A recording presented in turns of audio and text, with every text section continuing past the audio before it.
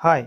आज हम लोग मोशन इन अ प्लेन यानी समतल में गति चैप्टर के कुछ एमसीक्यूज पर चर्चा करेंगे।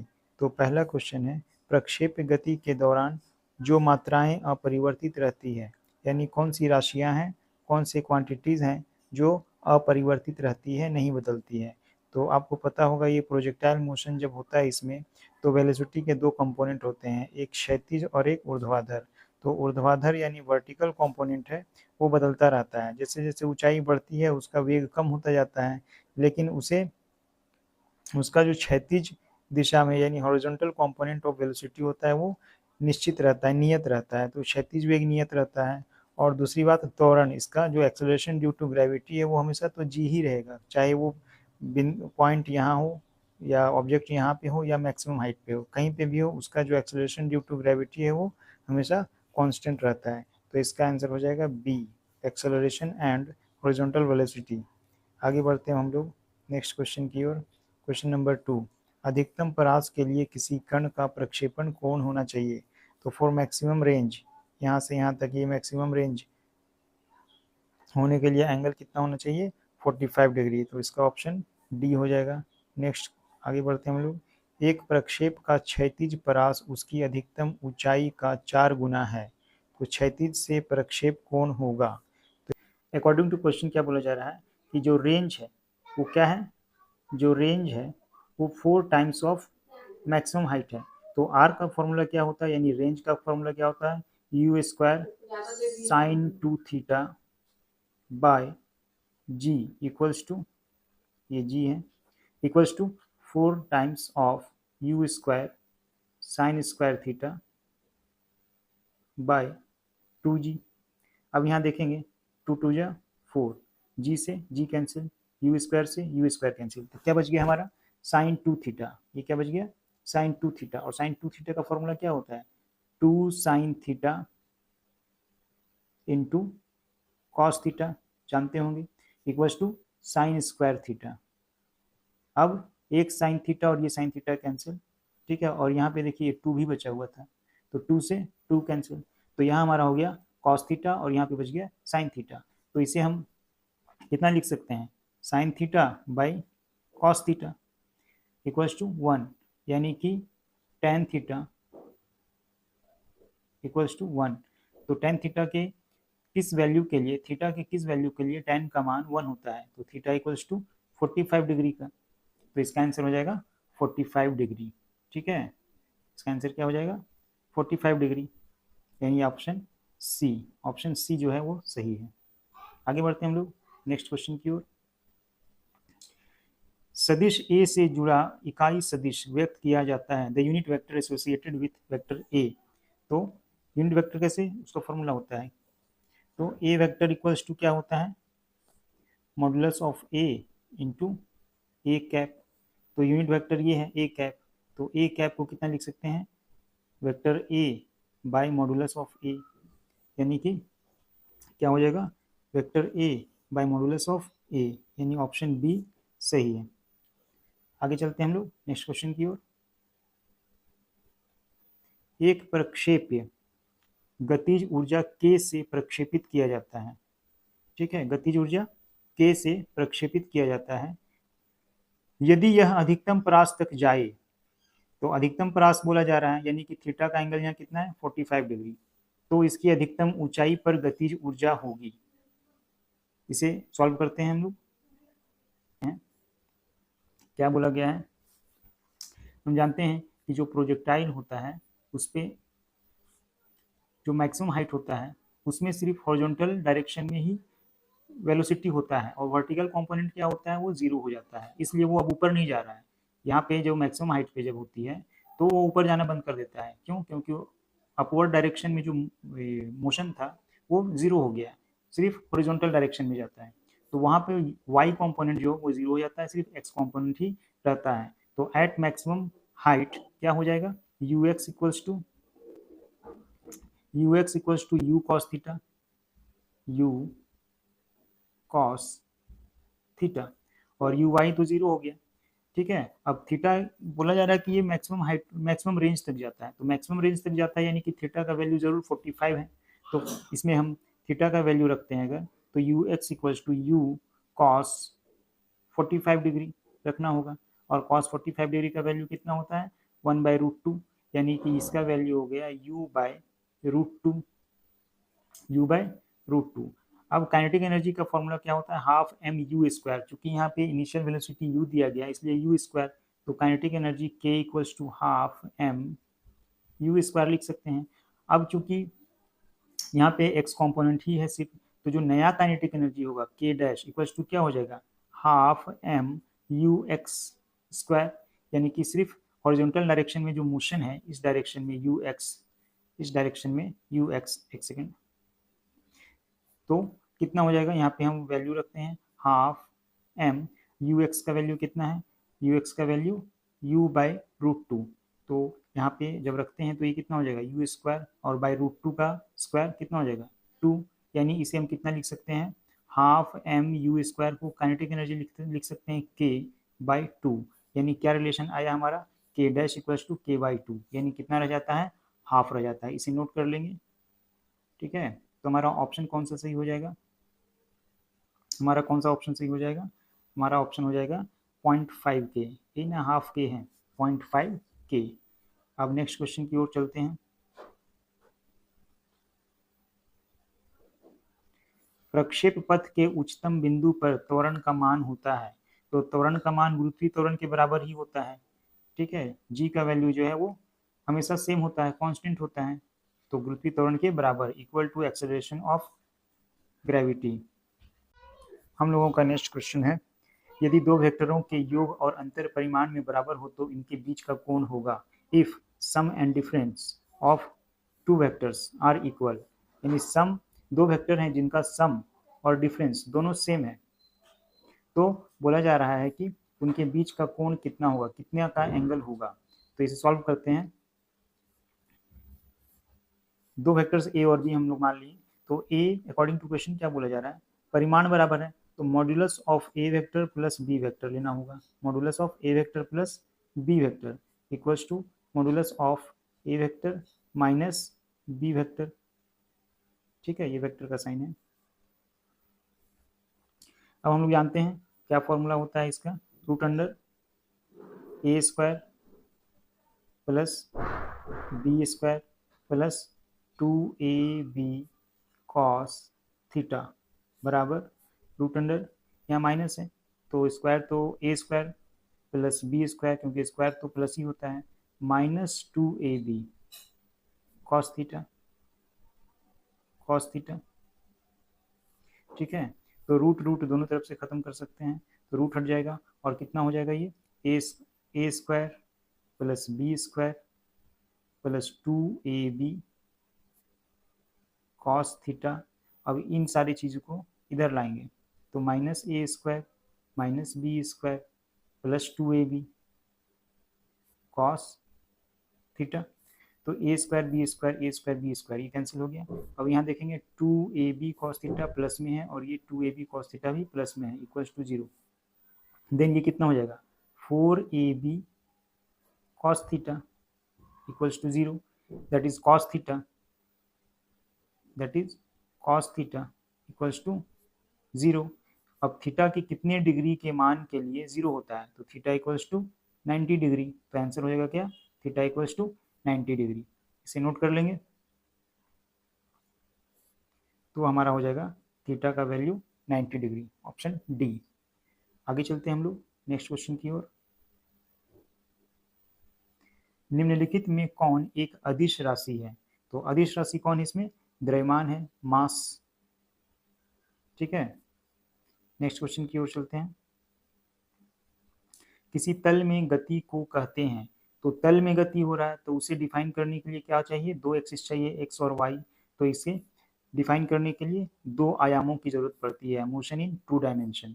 ठीक है, आगे चलते हैं नेक्स्ट क्वेश्चन की ओर। वृत्तीय गति, वृत्ताकार जो गति होता है वो भी क्या है, दो आयामों में गति है, मोशन इन 2 डायमेंशन, क्या होता है मोशन इन 2 डायमेंशन, तो इसका आंसर लिख लेंगे बी। आगे चलते हैं हम लोग नेक्स्ट क्वेश्चन की ओर। अंतरिक्ष में फेंकी गई वस्तु जिस पर एकमात्र कार्यरत गुरुत्वाकर्षण बल है कहलाती है, वो क्या कहलाती है, any body thrown into space on which only force acting is gravity यानी ग्रेविटेशनल फोर्स सिर्फ एक्ट कर रहा है उस पर, तो वो कौन सा बॉडी कहलाएगा? तो वो क्या कहलाता है? प्रक्षेप्य कहलाता है। क्योंकि हम जानते हैं किसी वस्तु को जब हम फेंकते हैं किसी कोण पर या क्षैतिज से भी किसी एंगल पे फेंकते हैं, तो वो क्या होता है? गुरुत्वाकर्षण के अधीन वो गति करने लगता है और वो वस्तु क्या कहलाता है? प्रक्षेप्य कहलाता है। तो ये हो जाएगा प्रोजेक्टाइल। नेक्स्ट क्वेश्चन की ओर चलते हैं हम लोग। किसी प्रक्षेप्य द्वारा अपनाए गए पथ को प्रक्षेप्य के रूप में जाना जाता है। तो इसका क्या होता है? उसका पाथ जो होता है किसी बॉडी को जब फेंका जाता है तो इस तरह से होता है, तो इस तरह के पाथ को क्या कहते हैं? परवलय कहते हैं। क्वेश्चन नंबर 13 है कि 4 न्यूटन का एक बल एक शख्स के साथ 60 डिग्री का कोण बनाता है, तो एक्स घटक पूछा जा रहा है। A force of 4 newton makes an angle of 60 degree with x axis, then find x component of this force. तो ये एक्स एक्सिस है मान लिया, और इस पे 60 डिग्री से, इसके 60 डिग्री से 4 न्यूटन का एक बल लग रहा है। तो पूछा जा रहा है इस डायरेक्शन में कितना फोर्स होगा। तो ये आपको पता होगा, कंपोनेंट एक्स कंपोनेंट और वाई कंपोनेंट कैसे फाइंड करते हैं। इस डायरेक्शन में कितना हो जाएगा? एफ कॉस थीटा, क्योंकि जानते हैं थीटा एंगल पे कितना होता है? कॉस लग जाता है, तो एफ कॉस थीटा। और एफ का वैल्यू कितना है? 4। और कॉस 60 डिग्री, कॉस 60 डिग्री का वैल्यू 1/2, दैट इज 4/2। इसका मतलब इसका आंसर हो गया 2। ऑप्शन सी इसका सही आंसर है। कॉस 60 डिग्री का वैल्यू 1/2। ठीक है, आगे चलते हैं हम लोग नेक्स्ट क्वेश्चन की ओर। Vector A, vector 3i + 4k के y अक्ष पर प्रक्षेपण होगा। What will be the projection on the y axis of the vector 3i + 4k? तो आपको पता होगा कि जो वेक्टर्स होते हैं i, j और k, ये respectively x axis, y axis और z एक्सिस के अनुदिश होते हैं। तो चूंकि यहाँ देख रहे हैं कि 3i और 4k है, j तो है ही नहीं, तो j किस डायरेक्शन में होता है? y डायरेक्शन में होता है। इसका मतलब y डायरेक्शन में क्या हो गया? 0 हो गया, तो आंसर हो जाएगा डी। आगे बढ़ते हैं हम लोग। एस आई कोणीय चाल की इकाई होती है। एस आई यूनिट में कोणीय चाल की इकाई क्या होती है? रेडियन पर सेकेंड। आगे चलते हैं हम लोग नेक्स्ट क्वेश्चन की ओर। Question number 16। क्वेश्चन नंबर 16 क्या है? किसी समतल में किसी पिंड की गति को परिभाषित करने के लिए कितने चरों की आवश्यकता होती है?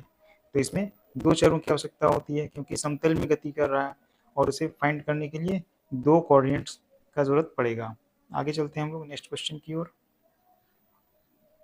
निम्नलिखित में कौन समतल में गति का उदाहरण नहीं है? यहाँ नहीं है, तो आयताकार पथ पर चलती कार, ये तो है ही। वृत्ताकार, ये नहीं हो जाएगा आंसर। एक वृत्ताकार पथ पर चलती साइकिल, ये भी नहीं होगा आंसर। अंतरिक्ष में चलती रॉकेट और एक अनंत सर्पिल पर चलती ट्रक, तो ये भी आंसर नहीं होगा। तो रॉकेट जो है वो 3 डायमेंशनल मोशन कर रहा है, वो समतल में गति नहीं करता है, तो इसका आंसर हो जाएगा सी, अंतरिक्ष में चलती रॉकेट। आगे हम लोग चलते हैं नेक्स्ट क्वेश्चन की ओर। 2 सदिशों से एक अदिश प्राप्त करने के लिए प्रयुक्त ऑपरेशन है। यानी कि 2 वेक्टर्स हैं और उनका प्रोडक्ट, मान लिया कोई वेक्टर है, ए वेक्टर और बी वेक्टर है, तो उनको किस तरह से आपस में कौन सा ऑपरेशन करेंगे, कौन सा प्रोडक्ट करेंगे, ताकि वो जो उसका प्रोडक्ट निकलेगा वो एक स्केलर क्वांटिटी निकलेगा। तो ये कौन सा प्रोडक्ट होता है? Dot product. इसे क्या कहते हैं? डॉट प्रोडक्ट, हिंदी में बिंदु गुणन। तो यहाँ हो जाएगा इसका आंसर डॉट प्रोडक्ट। ठीक है, डॉट प्रोडक्ट करते हैं अगर 2 वेक्टर्स का, तो हमारा जो फाइनल रिजल्ट मिलता है वो क्या मिलता है? स्केलर मिलता है। आगे चलते हैं नेक्स्ट क्वेश्चन की ओर। जब एक सदिश को एक अदिश से गुना किया जाता है तो क्या होता है? तो क्या होता है? इसका परिमाण उतनी गुना बढ़ जाता है। इसका आंसर हो जाएगा ए। फॉर एग्जाम्पल, अगर कोई एक अदिश है, कोई भी संख्या एक अदिश राशि होती है, उसे मल्टीप्लाई किया जाता है 4 वेक्टर से, 4 ए वेक्टर, तो इसका क्या हो गया? 4 गुना उस वेक्टर का वैल्यू बढ़ गया, तो इसका आंसर हो जाएगा its magnitude is multiplied by the same amount. ठीक है, आगे चलते हैं हम लोग नेक्स्ट क्वेश्चन की ओर।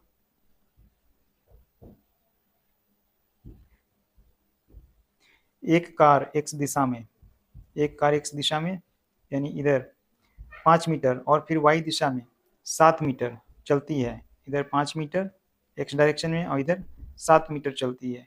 तो मूल बिंदु के संबंध में कार की अंतिम सदिश स्थिति यानी पोजीशन वेक्टर, यहाँ पे अब क्या है? मूल बिंदु से इसको अगर मूल बिंदु माना जाए तो एक्स डायरेक्शन में क्या होता है? आई होता है और वाई डायरेक्शन में जे होता है। तो क्या हो जाएगा 5i प्लस 7j, 5i+7j, यानी कि ये हो जाएगा इसका आंसर। ठीक है, अब आगे चलते हैं हम लोग। नेक्स्ट क्वेश्चन है एक बल एक अगला क्वेश्चन है एक 50 न्यूटन का बल एक अक्ष के साथ 30 डिग्री का कोण बना रहा है, तो उसका ऊर्ध्वाधर घटक परिमाण है। तो एक्स अक्ष ये है, इससे 30 डिग्री के कोण पर कितना न्यूटन का फोर्स लग रहा है, 50 न्यूटन का। तो बोल रहा है कि इसका ऊर्ध्व घटक, तो ऊर्ध्व घटक ये हो जाएगा। तो इधर हम जानते हैं एफ कॉस थीटा होता है और इधर एफ साइन थीटा होता है। तो यहाँ में ऊर्ध्व घटक पूछा जा रहा है, क्षैतिज घटक नहीं पूछा जा रहा है। तो यहाँ क्या करना होगा, एफ साइन थीटा फाइंड करना होगा। तो 50 इंटू साइन 30 डिग्री, और साइन 30 डिग्री का वैल्यू कितना होता है 1/2। तो ये कैंसिल आउट होकर के कितना हो जाएगा 25 न्यूटन। तो इसका आंसर हो जाएगा 25 न्यूटन।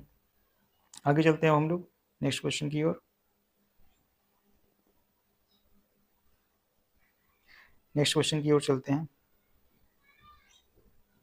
वह बल जो वस्तु को वृत्ताकार गति में घुमाता रहता है, तो कौन सा बल होता है वो, अभिकेंद्रीय बल होता है, सेंट्रीपिटल फोर्स होता है। कौन सा होता है, सेंट्रीपिटल फोर्स, यानी ए है इसका ऑप्शन सही। क्वेश्चन नंबर 23, अभिकेंद्रीय अभिकेंद्र बल के लिए गणितीय अभिव्यक्ति है। The mathematical expression for centripetal force क्या होता है, mv²/r होता है। तो ये स्क्वायर पढ़ेंगे इसे mv²/r, तो इसका ऑप्शन ए सही है। ठीक है, आगे चलते हैं हम लोग नेक्स्ट क्वेश्चन की ओर। वह बल जो वस्तु को, ये तो हो गया अभिकेंद्री। अब केंद्र बल हमेशा, सेंट्रीफ्यूगल फोर्स, वो क्या होता है, केंद्र से दूर कार्य करता है, away from the centre. Next question की ओर चलते हैं हम लोग। A body of mass m is projected at an angle theta from the ground with an initial velocity v.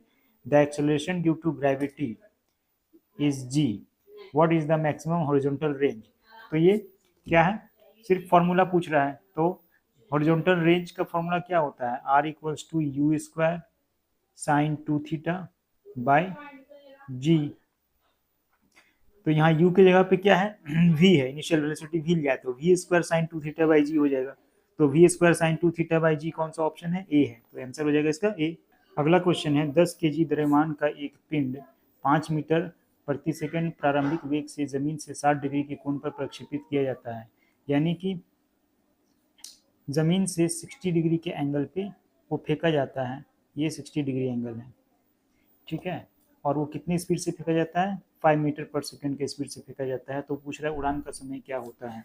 तो उड़ान का समय यानी कि टाइम ऑफ फ्लाइट टी का वैल्यू क्या होता है, यहाँ हम लोग सॉल्व करते हैं इसको। टी का वैल्यू, टी इक्वल्स टू क्या होता है 2u sine theta by G. तो t इक्वल्स टू क्या हो जाएगा 2 मल्टीप्लाइड बाय 5, u का वैल्यू 5 है, इंटू साइन 60 डिग्री। तो साइन 60 डिग्री का वैल्यू कितना होता है √3/2, और g का वैल्यू कितना बोला गया यानी 10। तो ये 2 से 2 कैंसिल, 5 से 5 2 10, यानी √3/2। और √3/2 का वैल्यू कितना होता है 1.73 होता है √3 का वैल्यू डिवाइडेड बाई 2। जब इसको डिवाइड करेंगे तो हमें कितना मिलेगा 0.866। तो ये हो जाएगा हमारा आंसर 0.866। तो कौन सा ऑप्शन है 0.866 हो गया हमारा ए है ऑप्शन।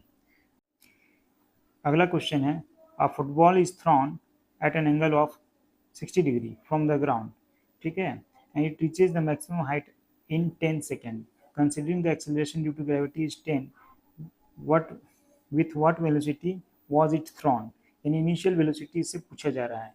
तो जब हम किसी ग्राउंड से अगर हम इसको फेंक रहे हैं तो यहाँ तक पहुँचने में, मैक्सिमम हाइट तक पहुँचने में इसे 10 सेकंड का समय लग रहा है। तो जितना समय उसको ऊपर जाने में लगता है उतना ही समय उसको फिर नीचे आने में लगता है। तो इधर भी 10 सेकंड लगेगा, यानी टोटल कितना हो गया 20 सेकंड का टाइम लगेगा। यानी टाइम ऑफ फ्लाइट हमें पता चल गया कितना हो गया 20 सेकंड हो गया। तो इसे आइए सॉल्व करते हैं। तो t इक्वल्स टू क्या होता है formula, t equals to 2u sine theta, 2u sine theta by G होता है। अब टी का वैल्यू हमें पता चल गया है 20 इक्वल्स टू 2u और sine 60 degree divided by 10। Then u equals to कितना हो जाएगा, ये कैंसिल हो जाएगा, तो 10 और ये 10 मल्टीप्लाई हो जाएगा, ये 10 और ये 10 मल्टीप्लाई होगा तो 100 और साइन 60 डिग्री, साइन 60 डिग्री नीचे जाएगा,